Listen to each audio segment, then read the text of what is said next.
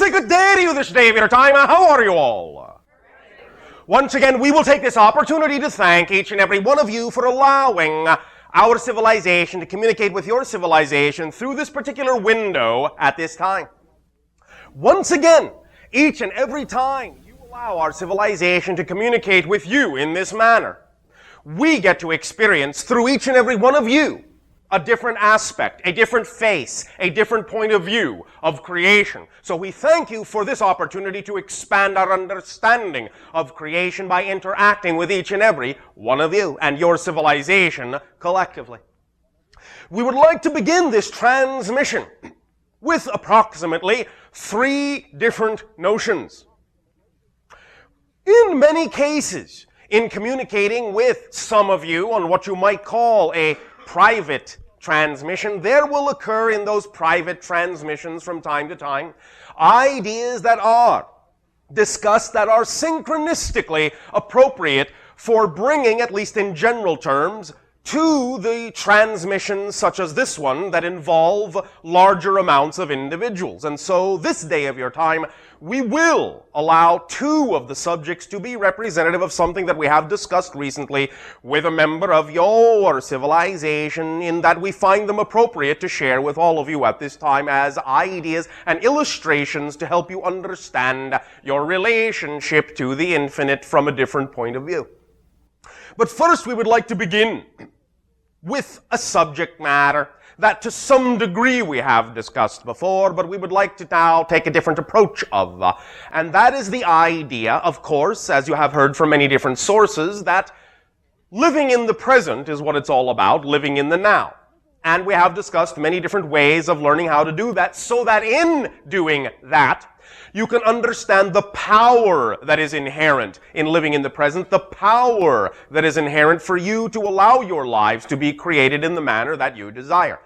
We have from time to time talked about the notion that getting in touch with this concept of living in the now, from one point of view, is that you can allow yourself to begin, in a sense, to detach from anything you have ever been, from your so-called past. Now, we do not mean that you go into denial. We do not mean that you bury the idea. We do not mean that you do not allow yourself to retain awareness of other experiences that you can draw upon to give you knowledge and information that you can use to determine who it is you want to be now. We're not talking about losing your memory.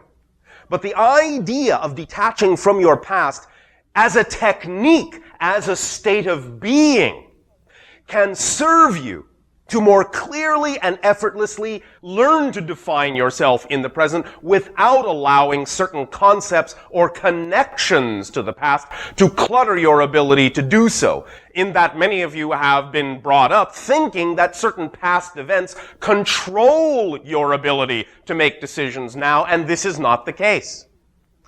Nothing from the past influences you at all. You decide who you are at any given moment totally from the present.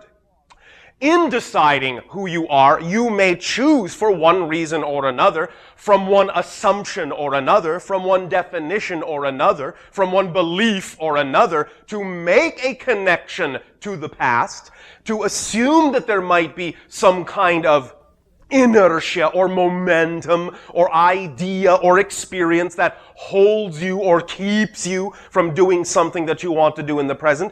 But that assumption, that connection, that feeling is being created not from the past but from the present, and is simply based upon your understanding of what it is possible to do, of what definitions you can create yourself to be. And the limitations that you buy into are what allow you to keep assuming that your past is what controls your ability to be what you want to be in the present. And this is not the case. Therefore, to expand upon this notion of detaching from the idea of the past in a negative way, so that it does not limit you in a non-creative way, we would now like to reinforce the concept that you are a personality construct. Yes, you are a spirit. Yes, you are a soul. And that is, in a sense, an eternal and infinite thing. And the soul you are, the consciousness that you are,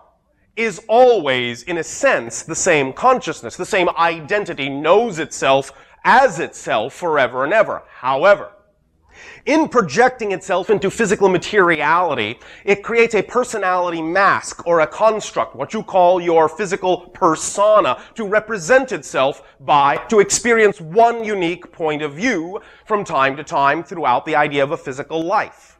This personality construct, in a sense, therefore, is artificial, and thus, as you change your notion of yourself, as you grow, as you learn, as you create, as you experience, you literally change that personality construct a number of times, maybe even thousands, maybe even millions of times through the course of any physiological lifetime on Earth.